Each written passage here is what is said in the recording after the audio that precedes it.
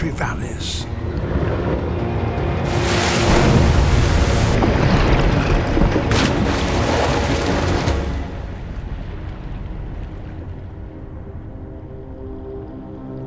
Usually, they are solitary hunters, but about 50 of them have come here from neighboring reefs, attracted by this abundance of potential prey.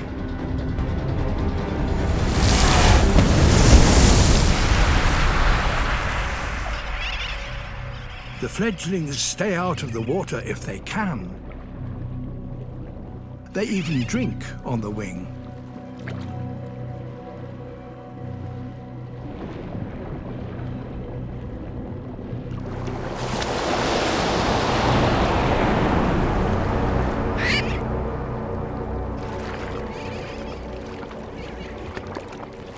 If the Trevally are to catch one now, they have to up their game.